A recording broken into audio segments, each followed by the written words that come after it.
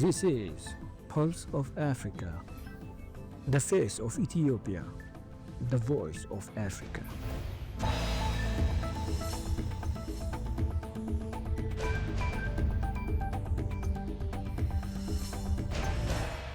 Hello viewers, you're watching Pulse of Africa. I am Samia Mohammed for the main news. First, our top stories for today. Ramaphosa eyes talks with G7 leaders at Canada summit. China and Africa urge US to resolve trade disputes fairly. Indonesia hosts major international defense expo. Now the news in detail. South African President Cyril Ramaphosa announced plans for bilateral talks with US President Donald Trump, German Chancellor Friedrich Merz, and Canadian Prime Minister Mark Carney during the upcoming G7 summit in Canada. Speaking from Pretoria, Ramaphosa said the meetings aim to strengthen ties and lay groundwork for the G20 summit in November. He called his recent Washington meeting with Trump a success and said relations with the US are shifting towards stronger trade and cooperation amid global uncertainty. The 51st G7 summit will be held from 15 to 17 June 2025 in Kananaskis, Alberta, Canada.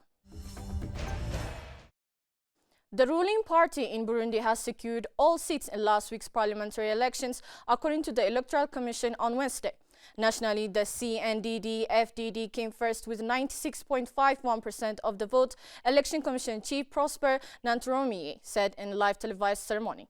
No other parties achieved the 2% of votes needed to be represented in the National Assembly, meaning all 100 seats go to the CNDD-FDD, he stated. The Constitutional Council is set to announce the final results of last Thursday's election on June 20. President Ndayishimiye, in power since 2020, faces ongoing criticism over authoritarian practice and suppression of dissent. The government of Namibia has collaborated with SALT Essential IT to implement a joint national cybersecurity strategy and awareness campaign. This was announced at the SALT Essential IT, one of Africa's most awarded Microsoft Direct Cloud Solution Providers, Tech Huddle 2025 event in Windhoek on Wednesday. Minister of Information and Communication Technology Executive Director Audrey Mate noted the importance of the collaboration between the ministry and SALT Essential IT. The collaboration between the Information Ministry and SALT Essential IT represents a partnership in Namibia's cybersecurity landscape, said Mate. The strategic alliance focuses on implementing a joint national cybersecurity strategy and awareness campaign. In other news, Indonesia opened its 2025 Indo-Defense Expo and Forum in Jakarta on Wednesday, featuring 1,180 companies from 55 countries, including the US, Turkey, and France. Defense Minister Jafiri Jamsoiden highlighted the event as showcase for Indonesia defense industry. Key displays include PT Pindad Smoang electricity, military vehicle, and Harimau tank. On the first day, 27 defense agreements worth $2 billion were signed, including Indonesia's purchase of 48 Turkish-made Khan fighter jets. The expo runs through Saturday under the theme Defense Partnership for Global Peace and Stability. Iran and the United States will hold a sixth round of negotiations over Tehran's rapidly advancing nuclear program this Sunday in Oman. The Sultanate's foreign minister said Thursday as regional tensions have spiked in recent days. The announcement by Oman's foreign minister Badr al-Busadi comes as the US is drawing down the presence of staffers who are not deemed essential to operations in the Middle East and their loved ones due to the potential for regional unrest. Meanwhile, there have been warnings that ships could be targeted in regional waters over the tensions. Al-Busadi made the announcement on the social platform X. I'm pleased to confirm the sixth round of Iran-US talks will be held in Muscat this Sunday, the 15th, he wrote. The story of resurgent Ethiopia and burgeoning Africa is here, only on the Pulse of Africa channel, all the time. Pulse of Africa, the face of Ethiopia, the voice of Africa.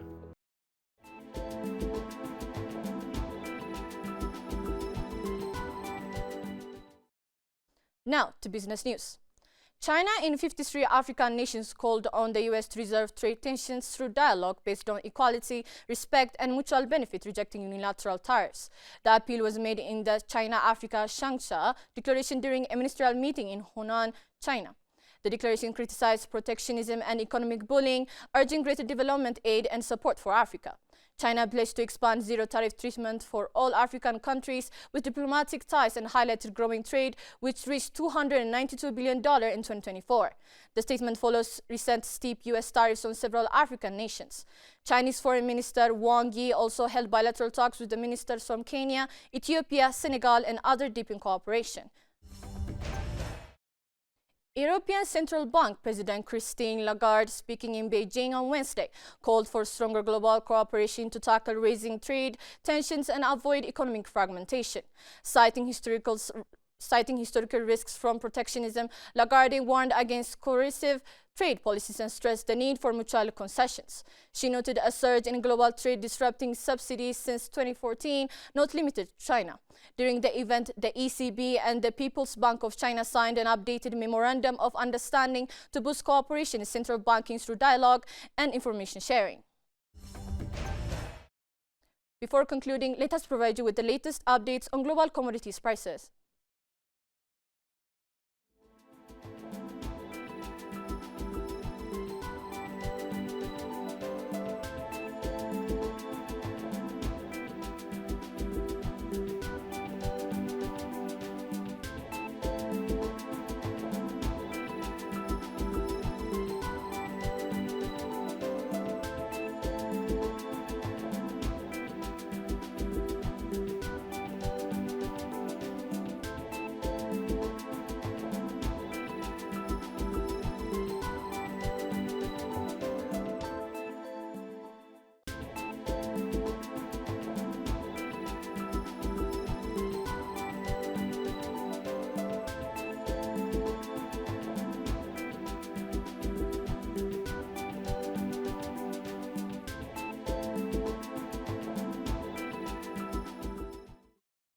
Now to weather updates.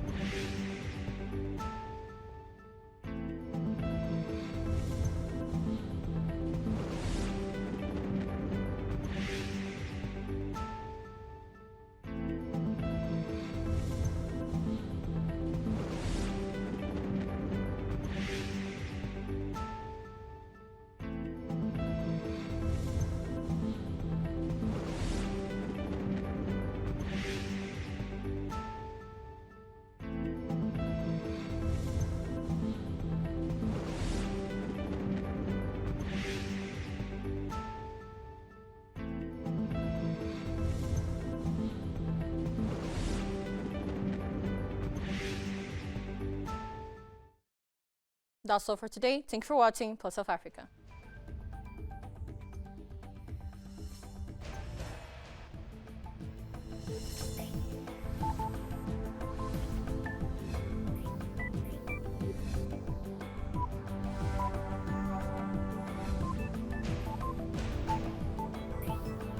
This is Pulse of Africa, the face of Ethiopia, the voice of Africa.